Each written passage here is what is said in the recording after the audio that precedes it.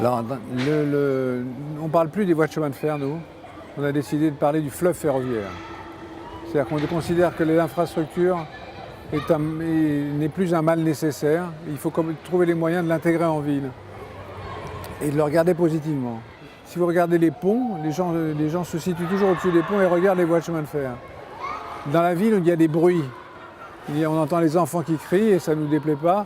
On peut entendre les bruits, ça ne nous déplaît pas, et les bruits du train non plus. Donc il faut réintégrer l'infrastructure en ville. Alors je ne dis pas que ça ne fasse pas des nuisances, mais c'est un bien qu'on partage ensemble, c'est un bien public que l'on doit partager ensemble avec une attention publique.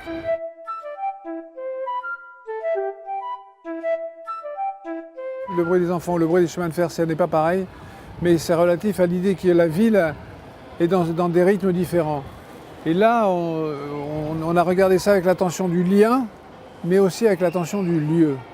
Alors comment est-ce qu'on fait pour faire les deux choses? On regarde l'aspect fonctionnel. On est ici dans une place qui donne sur un collège, on entend les enfants. On va pouvoir remonter ici, faire un petit jardin, un espace d'accueil qui permettra par une rampe d'accéder au niveau directement pour les personnes à mobilité réduite ou pour les mères. Et puis à l'intérieur même de la passerelle, on va développer une passerelle qui est un lien entre une structure et un espace public. Elle se partage, au lieu d'être comme cela sur deux structures parallèles, elle se développe sur deux structures qui sont comme ça et qui se courbent à mesure qu'on avance. D'un côté au nord, on aura un balcon sur la deuxième partie de la passerelle, c'est-à-dire que la structure va descendre et s'ouvrir vers le paysage, et aller à contrario sur la partie sud, elle va s'ouvrir sur la gare Saint-Lazare. Donc regardons-le comme si c'était un lieu de plaisir urbain, et on va s'y attacher. Il y a des contraintes. Au-dessus des voies de chemin de fer, vous n'avez pas le droit de jeter des choses malveillantes sur les trains. Donc il y a une protection. Et là, on se sert de cette protection comme d'une frondaison qui passerait au-dessus de la tête des gens, comme un abri, comme un auvent. Et donc on est assis dans des bancs, sur des bancs qui se trouvent à l'intérieur de cet espace créé au-dessus de la passerelle.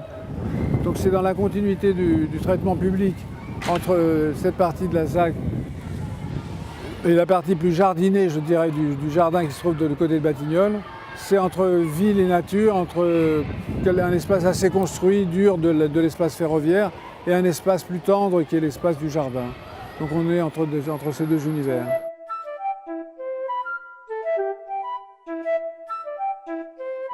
Un peu de tendresse urbaine, voilà, ça pourrait être un thème. Un peu de tendresse urbaine irait bien, mais ça n'est pas une forme pour elle-même, mais c'est avant tout une structure.